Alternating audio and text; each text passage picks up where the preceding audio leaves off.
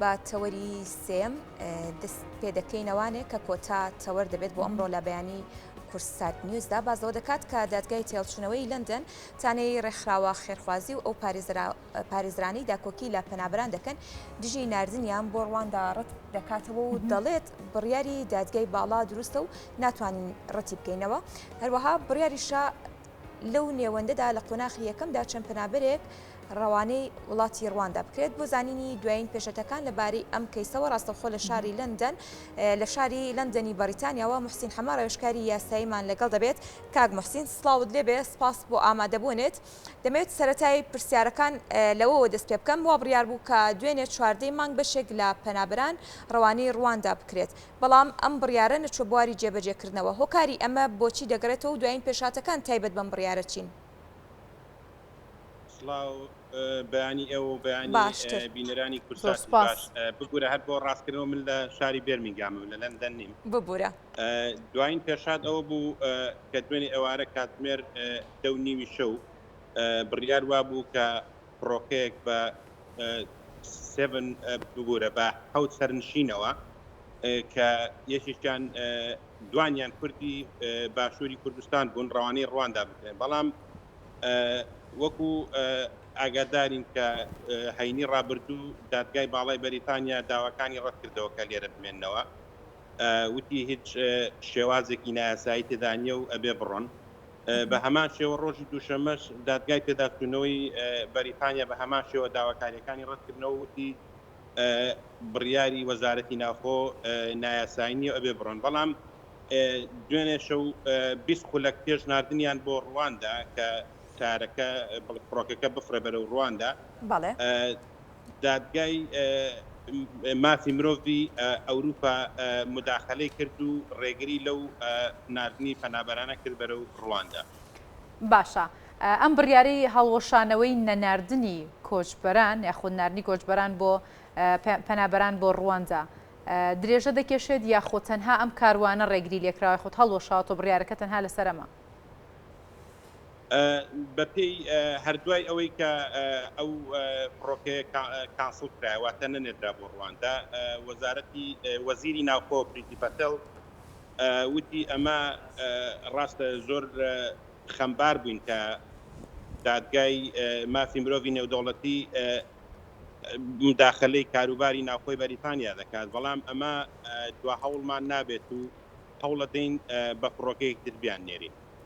باشە کاک مەستین لە ئێستادا بە شێوەیەکی گشتی هەوڵەکانی ڕێکخراوەکان و هەروەها ئەو چالەکوانەی کە لەسەر مافی پەنابەران قسە دەکەن دەکرێت بڵین هەوڵەکانیان ڕێگر دەبێت بۆ هەڵوەشانەوەی ئەم بڕیارە بە دڵنیاییەوە هەوڵێکی زۆر هەیە لە چەند ڕێکخراوێکی مافی مرۆڤ هەنوەکو ڕفیجی ئەکشن و کێرفۆکاڵێ و چەند پارێزەرێکی بەتوانا و لە هەوڵی ئەوەدان کە ئەم ناردنی پەنابەران بۆ ڕواندا بوەستێن و بە شێوەی بە نامرۆڤانە لە قەڵەمی دەدەن و بە یاسایی لە قەڵەمی دەدەن دەڵێن ئەم خەڵکە کە هاتووە بۆ ئێرە هاتووە داوای مافی پەنابەری لە بەریتانیا بکات نەوەکو داوای مافی پەنابەری لە ڕواندا بکاتەوە چونکە لەبەرەوەی ڕواندا خۆی پێشینەیەکی باشی نییە لەسەر مافی مرۆڤ بوو چەند ساڵێک پێش ئێستا شەڕی ناوخۆی تیا بوو چەندین خەڵکوەتە حتا خەڵکی ڕواندا خۆی داوای مافی پەنابەریەکە لە وڵاتە ئەوروپیانە بەڵێ هەوڵەکانی حکوومەتی هەرێم و لایەنە پەیوەندیدارەکان بۆ نەناردن یاخود بۆ بەرگرتن لەو بڕیارەی بەریتانیا لە چ ئاستێکا بینیتۆ؟ وڵی بەداخەوە تا ئێستا ئەمە دەسەڵاتی حکوومەتی نە عێراقی و نە هەرێمی کوردستانایە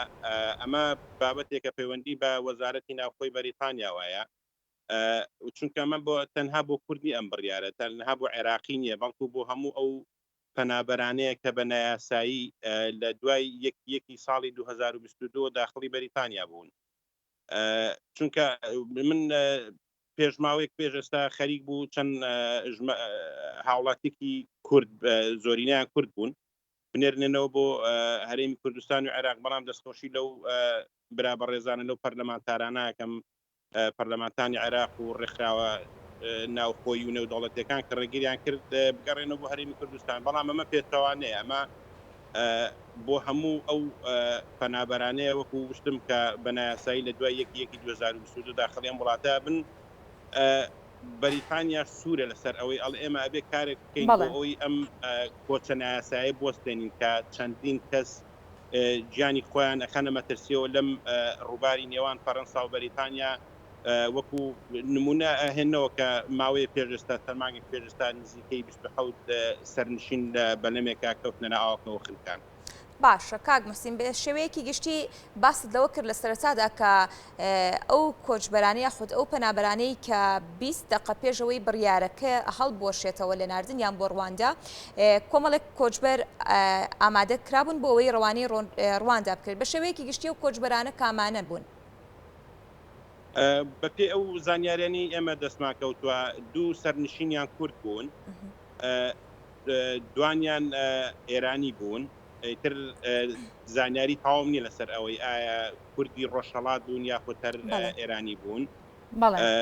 دوو ئەفریقی بوون و ئەفغانێکیشی تیا بووە بەڵام ئێمە زیاتر تەرکیزمان لەسەر کوردەکانە ئەوەی کە جێمایی دڵخۆشی بوو هەوڵی ئەو پارێزەری ئەو بەڕێزە کوردە بوو کە ڕێگری لەوە کردو تا هەتا لە ئەخیر دەقەیە کەیسی ئەو بەڕێزەی گەیاندا دادگای مافی مرۆڤی ئەوروپا و ڕێگریان لەم ناردنیان. باشە کاک موحسین ژمارە و کۆچبەرانە ئەگەر ئامارێک هەبێت بە دیاریکراوی چەند دەکایانەوێت ڕەوانەی ڕواندایان بکەن جا لەو ژمارەیەش چەندیان کوردن بۆ پێی کە لە کاروان یەکەمدا تەنها ویستویانە 7 کۆچبەر ڕەوانە بکەن. ببوورە ژمارێکی تاو لەبەردەستانیە بەڵام بەپێی ئەو سەرچاوانی کە ناڕەسمین کە وەکو ڕۆژنامە و تەلەڤیزیۆنەکان کە ئێمە گوێبیستیە بین ژماریان بۆ 100 بۆ 150 کەسە کە دەست بەسەر کراون لە ئەو شوێنانی کاوە ئامادە کراوە بۆ ناردنەوەی پەنابەران بەڵام بە شێوەیەکی گشتی ئەم یاسایە لەلایەن وەکو پێش و باسمان کرد لە هاینی ڕابردوو بە شێوەیەکی گشتی لە دادگای باڵای بەریتانیا ڕەت کرایەوە داواکانیان ڕەت کرایەوە دێن بۆ ڕواندا و هەروەها بەڵام ئەوەی کەماوەتەوە ئێستا کەیسی یەکبەیەکەوە عنی تایبەت بە شێوەیەکی گشتی ناتوان ڕێگری لە هەموو کەسە بکەن بەڵامی تر ئەوەی کە ئەم چەند کەسە ڕێگریان دەستخۆشی لەو پارێزەری ئەو کەساناکەم یاخود لەو ڕێکخراوە ناکەم چونکە تا دوێنێ ئەوارە پێش ناردنیشیان پێشەوەی کە چەند ڕێکخراوێکی مافی مرۆڤ و چەند ڕێکخراوێکی خێرخوازی بەردەمی سجنی کامسفێل کە نزیک فڕۆکەخانەی هیترۆیە گرتبیان نانهێشت ئەو ئۆتۆمبیلەکەوە زیندانیەکانی تیا بەرە و مەتاڕی نزیک ئۆکسفۆرد بنێدرێ و کە تارەکە حتا تارەکەش ئامادە کرا بوو لەوێ تاوەڕێ بوون نەفەرەکان سەرخەن و بیان نێر. بەڵێ کاک موحسین باس لەوە کردکەوە پێی ئامارە ناڕستمیەکان بۆی کە بڵاو کراوەتەوە 150 پەنابەر هەن لەسەر چ پێوەرێک بە چ پێوەرێگە و پەنابەرانە دەستنیشانەکرێن بۆ ئەوەی کە ڕەوانەی ڕواندا بکرێن کاتەیانی بە پێ و ئامارانە بێت تەنها 150 پەنابەری یاسایی لە بریتانیا هەن؟ ئەمان ئەڵێن ئەمە بەس دەستپێکێکە سەرەتا بەوەنە دەستپێکە ئیتر بەردەوام ببین هەر کەسێک هیچ پێوەرێکیش نییە تەنها پێوەەر ئەوەیە کە ئاڵێن ئەو کەسەی لە دوای 2022 بەنایاسایی هاتوبێتە ئەم وڵاتەوە ئەبێ چاوەڕێ ئەو کە بنێدرێ بۆ ڕواندا کێشەکە لەوە خەڵک ترسی ئەوەی لێنیشتووەکەوە کە ئەنێردنە ڕواندا ئیتر ئەشرێنە زێر دەسەڵاتی حکوومەتی ڕوانداوە نەوەکو حکوومەتی بەریتانیا سەرپەرشتیان بکات و لەلایەن حکوومەتی ڕوانداوە کەیسیان لێوەرەگیرێت و ئایا دوابیان پێبن مافیمانەوەیان پێبن ئەگەر بێت و مافیمانەوەشیان پێبن ئەبێ بۆ ماوەی 5 ساڵ لە ڕواندا بێنەوە بەڕاستی ئەمە کارەساتە خەڵک ئەگەر بیوە داوای مافی پەنابەری بکە خۆی ئەچێت لە ڕواندا داوای مافی پەنابەریەکە بۆ دێت بۆ بەریتانیا و لێرە بە زیندانکرایی بڕوا بۆ ڕواندا. بەڵێ کاک محسین دیارە لە ئێستادا پاساوەکان بۆ ناردنەوەی پەنابەران ترس و دڵڕاوکەی زۆرێک لای پەنابەران دروست کردووە. هەندێک پرسیار لە نێو پەنابەرانە دروست بووە ئایا ناردنی پەنابەران بۆ ڕواندا تەنها ئەو پەنابەرانە دەگرێتەوە کە لەو دیاریکراوی کە باست کرد ڕەوانەی ڕواندا دەکرێن یاخود ئەوانەی کە بۆ نمونە زیاد لە 4 ساڵە لە بەریتانیان ئەگەر مافی پەنابەتیشیان لەوێ وەرگرت بێت لیان وەردەگیرێتەوە و ڕەوانە دەکرێن. ئەم بابەتە چۆن خوێندنەوەی بۆ دەکرێت؟ بەپێی بڵاوکراوەکانی وەزارەتی ناوخۆ تەنها ئەو پەنابەران ناگرێتەوە کە لە دوای 1/1/2022 بە نایاسایی داخلی بەریتانیا بوون و تەنها ئەمە هەر خۆی لە خۆیدا یعنی یا نایاساییە تەنها کەسانی زوگورتی دەگرێتەوە واتە بێ مناڵ چونکە ئەمە خۆی لە خۆیدا نایەکسانیە بەرامبەر بە کەسانی زوگورتی لەبەرەوەی عائیلە نانێدرێ یاخۆ کەسانێک کە مەسەرەن بەڵگەی ئەوان هەبێت کە نەخۆشییان هەیە ئەوانە نانێدرێن لێرە ئەم باسی یەکسانی ژن و پیاوەکەن و بەڵام لەوێ